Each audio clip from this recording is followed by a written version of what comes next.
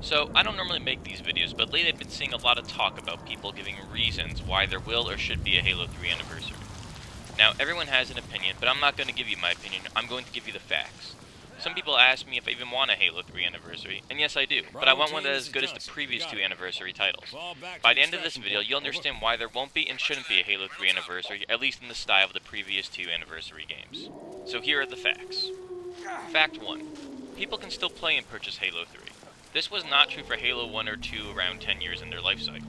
Halo 3 is still a widely available game. You can buy it in most video game shops and its expansion, Halo 3 ODST with the full multiplayer suite. You can buy it digital on Xbox 360, you can buy it as part of the MCC, both as a disc or a digital download.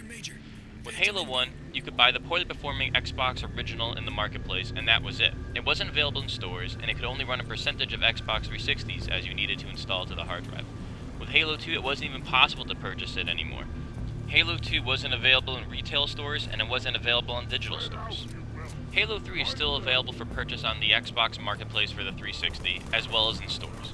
Furthermore, it's available on the Xbox One and the MCC. Most Halo fans and Xbox owners in general have a copy, and many have been given a free copy, as Halo 3 was part of Games of Gold, and many Xbox Ones came with a free copy of MCC. Of course, the hardcore fans have bought either one of those two on their own. This brings me to my next point, which is fact number 2. The game fully functions in both the MCC for Xbox One and the Xbox 360.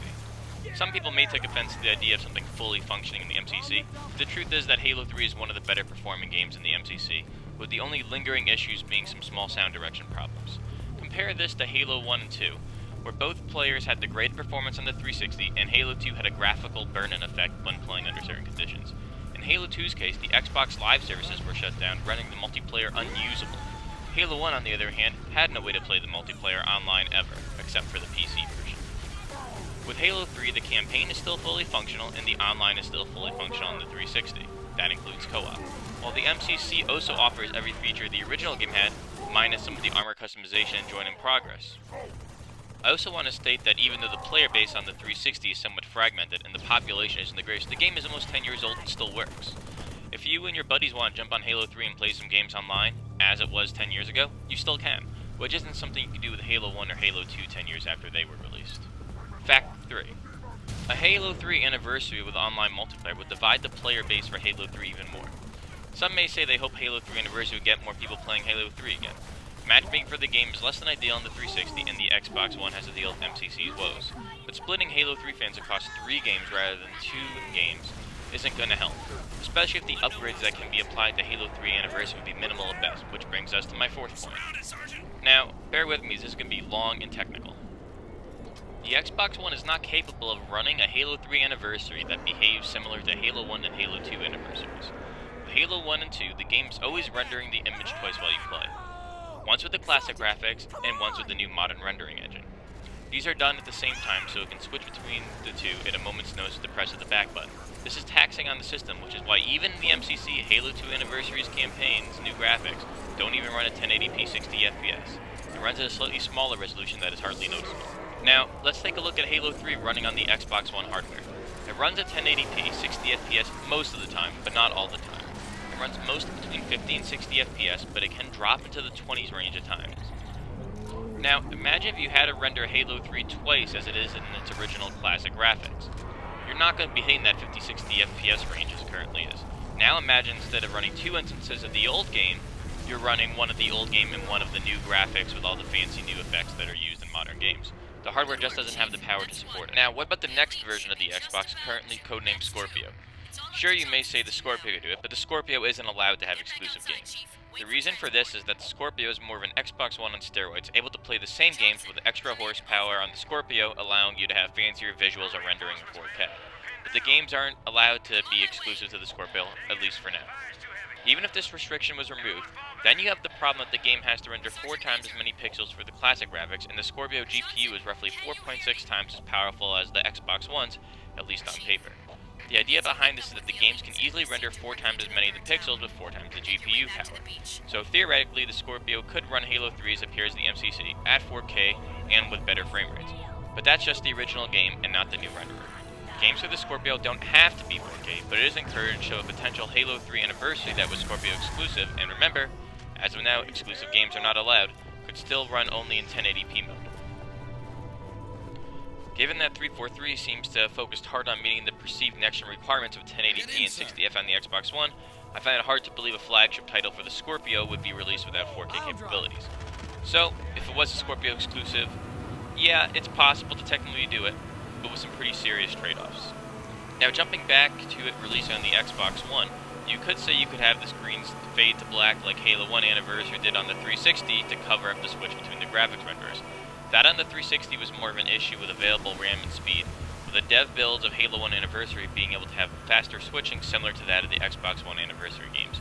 That doesn't negate the fact that even with its original rendering engine, the game still doesn't run at a solid 60 FPS, so even running a new graphics engine with the same or similar engine as of H2A's would present a problem as Halo 3's environments are much larger, with more things happening on screen. Don't forget, Halo 2 Anniversary is barely able to run as it is on the Xbox One, with them having to ultimately compromise on the rendering resolution of being sub 1080p. Fact 5. The game has already received some significant graphic upgrades of the MCC. Now, this is subjective, but 343 did pour considerable time into improving Halo 3 on the Xbox One.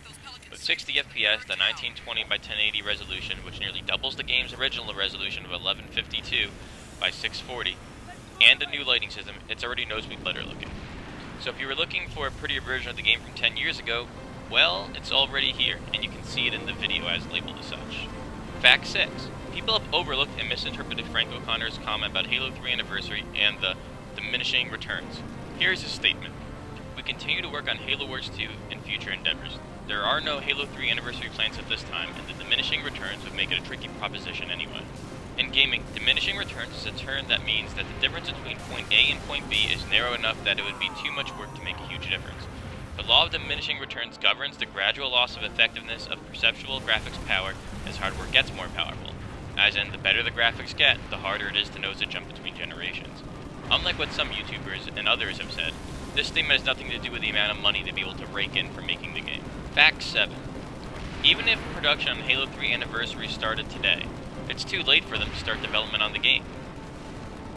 With Halo 1 and Halo 2 Anniversary, we had credible rumors, hints, and leaks giving people reasons to believe the games were in the works. For Halo 3 Anniversary, we have had nothing said other than fans' hopeful wishes, none which have been presented objectively. We are now less than 8 months away from Halo 3's anniversary, not enough time to make the game if it started today. For comparison, Halo 1 Anniversary was done in about 8 months and was artistically a much simpler game with many repeating environments and mostly used recycled art assets from Reach.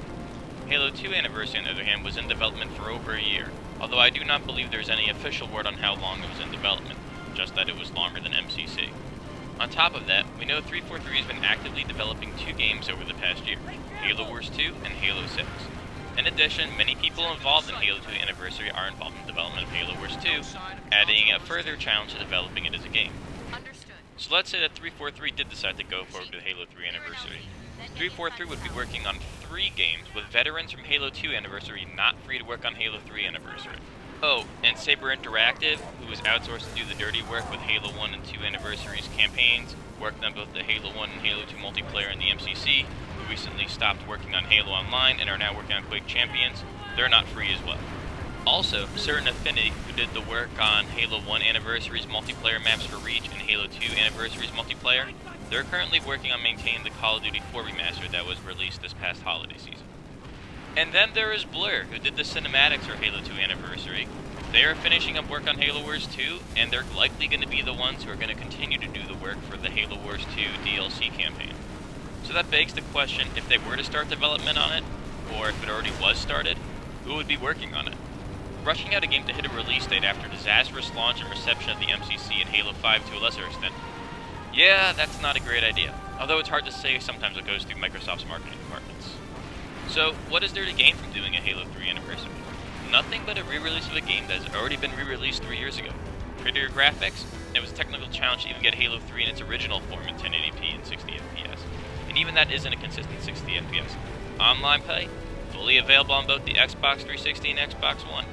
Better looking version of the original campaign in HD, already available. Multiplayer in Xbox One, already available. Game available to purchase online in the stores, already available. Forge mode, already available on multiple platforms. Theater mode, also already available. There's nothing left to add. So like I said, these are the facts about the game, and unless you can provide evidence and information that proves them false, pretty clear that there's no reason to expect a re-release of an anniversary mode for Halo 3. Unless, of course, you want a visually subpar game with no actual new things to do that you already purchased 3 years ago. That already has all the features that were added into previous anniversary games. This would simply be a money grab. Now, just because there isn't going to be a Halo 3 anniversary doesn't mean I don't think the anniversary of Halo 3 is going to be ignored. There are many things that can happen. Perhaps the MCC will get an update to run in 4K on the Scorpio. I think the chance of getting new in-game content for Halo 5 or Halo Wars 2 is probable, especially since Halo Wars 2 has us returning to the Ark. I wouldn't expect to see Halo 3 on the PC released to celebrate the 10 years of the game coming out on the Xbox, but I also don't think it's 100% impossible either. Hell, we may just get a Halo 3 Forge playlist on Halo 5 to celebrate the anniversary. But I'm confident something will happen. It just won't be a Halo 3 anniversary. So what do you think? Do you still think there'll be a Halo 3 anniversary? What would you like to see for the 10-year celebration of Halo 3 if you agree that Halo 3 anniversary isn't happening? Leave your thoughts in the comments below. If people like this video, I'll consider doing more stuff like this in the future, rather than just modding videos. I try reading and respond to every single comment left on my videos, so don't hesitate to post.